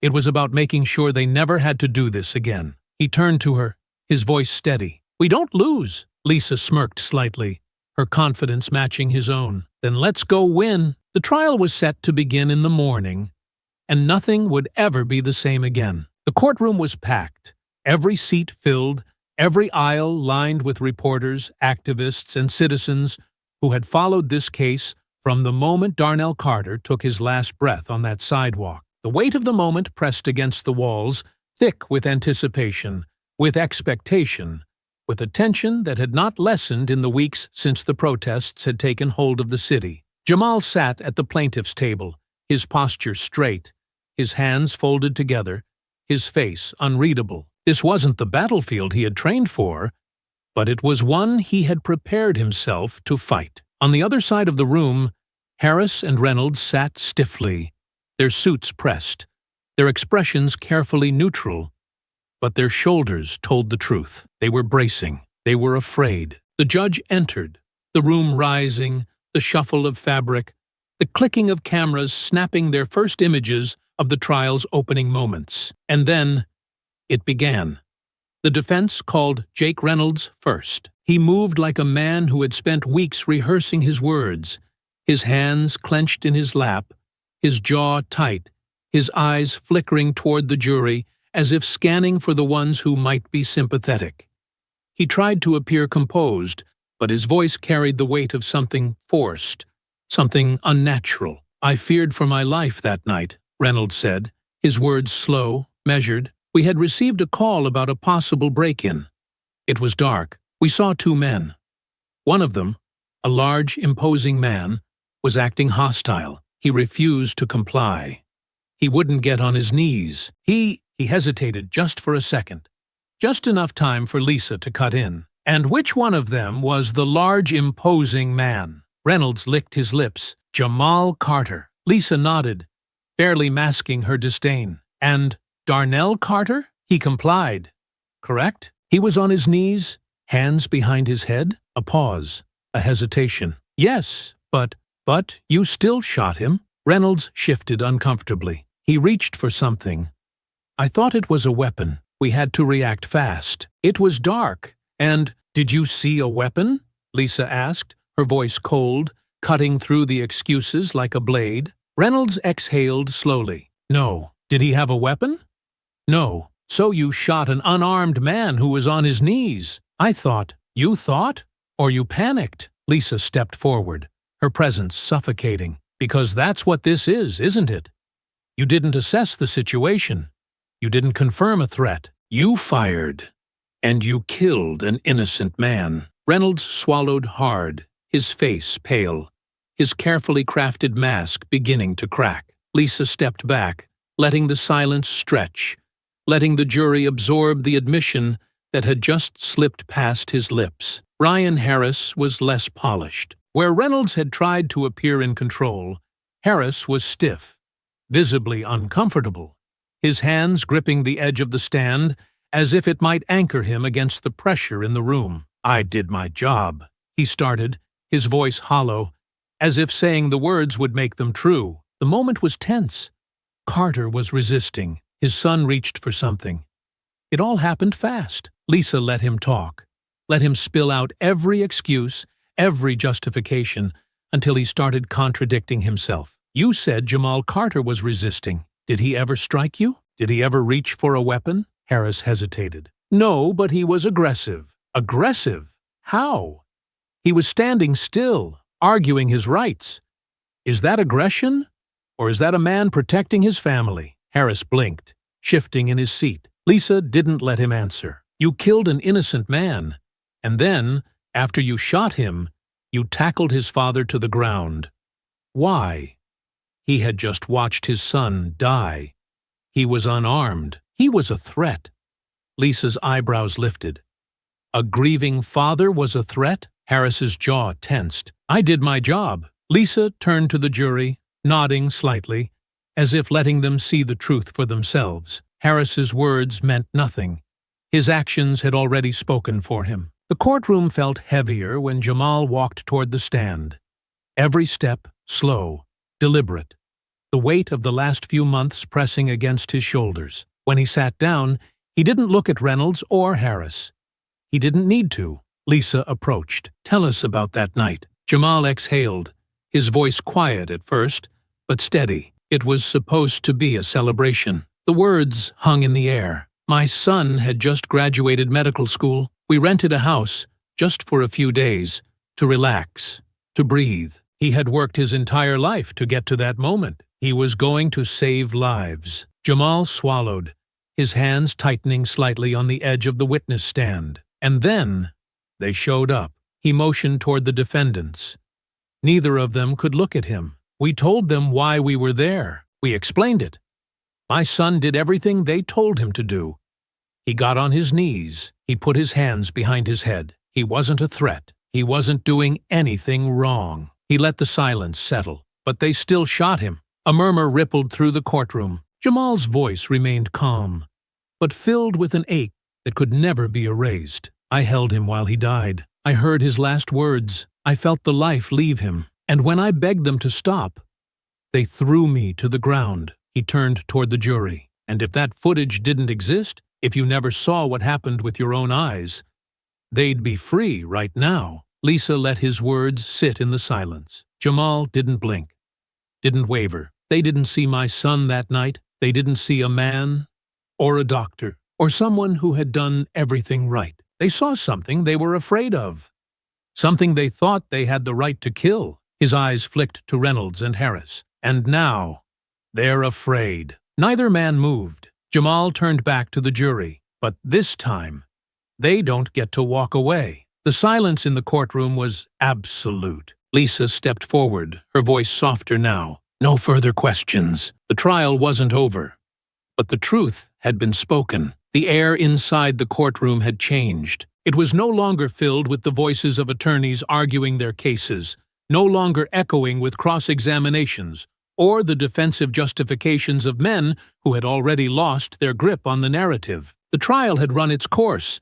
Every testimony given, every piece of evidence laid bare before the jury, every argument exhausted. Now, there was only waiting. Jamal sat in the front row, his hands clasped together, his back straight, his face unreadable. This was the moment everything had built toward, the moment that would decide whether the system, for once, would do what it had never done before: hold men like Harris and Reynolds accountable. The courtroom doors opened, and the bailiff's voice rang through the silence. All rise. The judge stepped in first, her expression carefully neutral, followed by the 12 jurors who had spent days deliberating over what the world had already seen with its own eyes. Their faces gave nothing away, their postures stiff, their movements slow, the weight of their decision sitting heavily on their shoulders. The entire room remained on edge as they filed into their seats, the tension thick enough to smother the very air itself.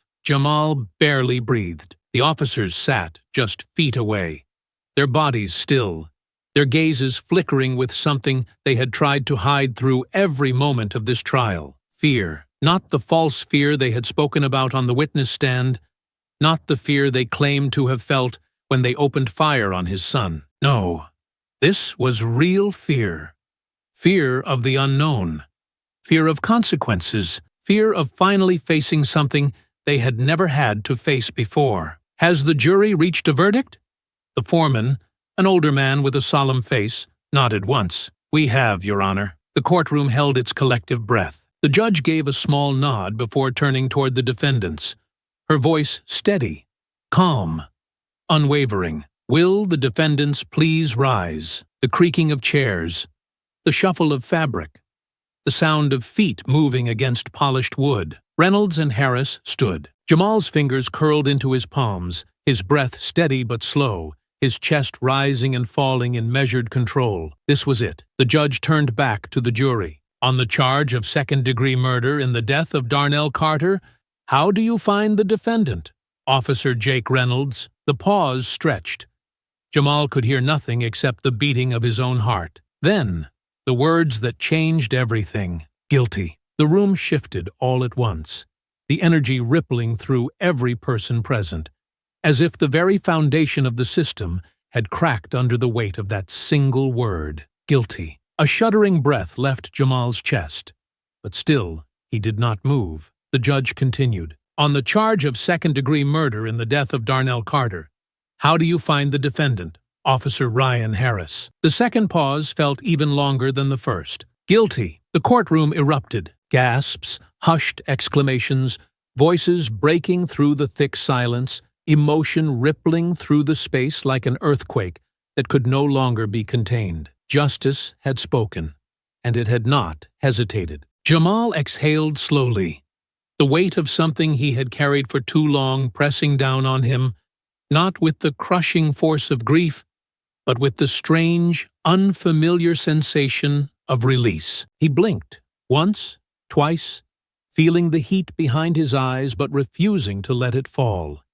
His hands unclenching, his muscles still tense, even as his mind whispered the truth that had just been spoken aloud. They were guilty. Harris staggered slightly, as if the force of the word had struck him physically, as if, for the first time, he was beginning to understand what it truly meant. Reynolds's face had gone pale, his jaw clenching, his hands shaking as he stared forward, his world shattering around him. They had spent their entire careers believing they were untouchable.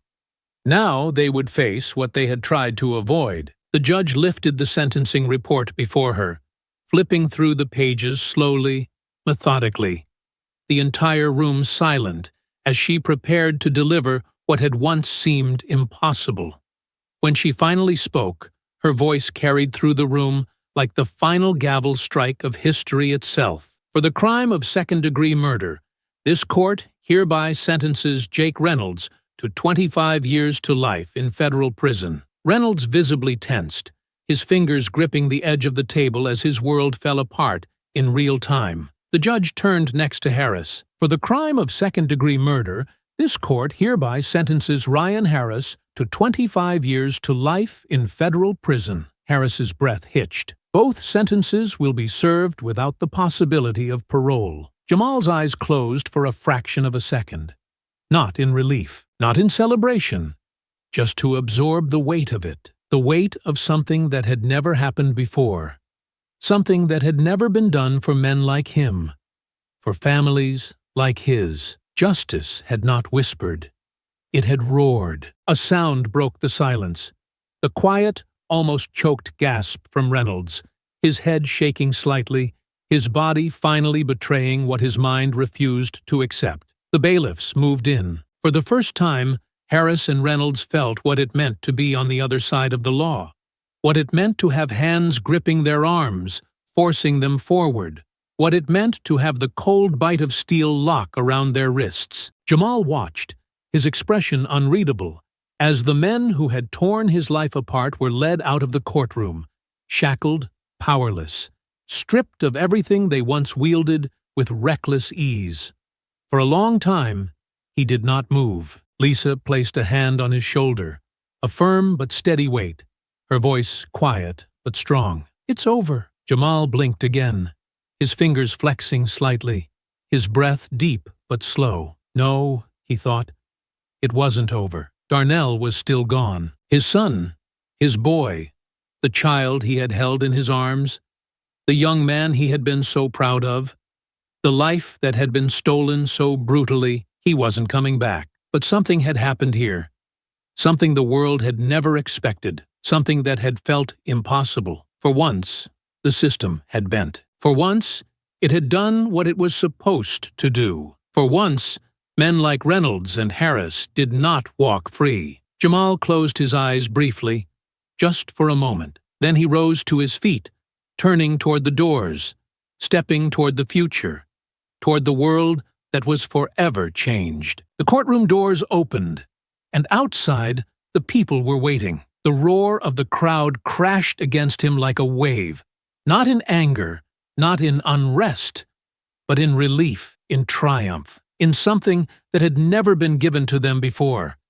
Proof that justice, real justice, was possible. Thousands filled the streets, packed into every inch of space, their faces lifted, their fists raised, their voices chanting not in grief this time, not in sorrow, but in victory. Jamal stood at the top of the courthouse steps, his breath slow, his chest rising and falling in a way that felt foreign. The weight of everything, the fight, the loss, the months of pushing against a system that had always been immovable, it was all still there. It wasn't gone. It would never be gone.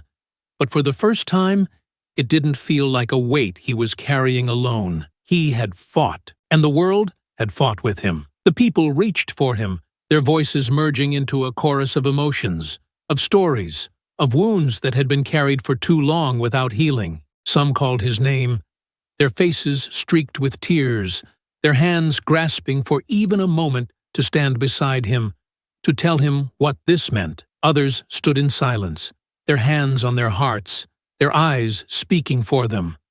And then they came to him, not reporters, not cameras, the people, the ones who had been waiting for this their whole lives. An elderly woman stepped forward first, her hands trembling as she reached for him. Her eyes, dark and worn with time, held stories he did not know but somehow understood. "I lost my son to them 40 years ago," she whispered, her voice shaking but strong. "They told me the same lies. They let them walk free. I prayed I'd live long enough to see this day." Jamal took her hands, squeezing them gently. She had waited decades for what had taken him only months to see. Another man came next, younger, his face weary, his grip firm when he clasped Jamal's shoulder. "They killed my cousin last year," he said, his voice thick with emotion. "They never even saw the inside of a courtroom. Watching you fight, seeing you win, it gave me something I thought I'd never have. It gave me closure." Jamal exhaled slowly,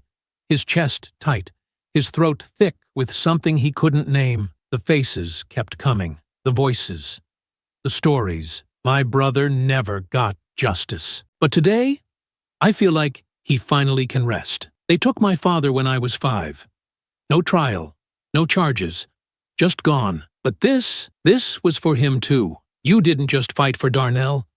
You fought for all of us." The words hit him like a force, like a weight he hadn't expected. He had been so focused on his own loss, on his own grief, on his own fight, that he had never stopped to fully understand what this meant for everyone else. Darnell wasn't the first, and he had always feared he wouldn't be the last. But now, maybe things were different. The protests had begun as something fueled by pain, by anger, by a demand for something that had never been given. But now, as Jamal stood on those courthouse steps, looking out at the people who had fought beside him, at the ones who had lost and never been heard, at the ones who had waited their entire lives for this moment, he could feel it shifting. The energy was still there. The fire had not burned out. But something had eased. Something had settled. The protests had not been silenced, but they had found what they had been searching for. For the first time,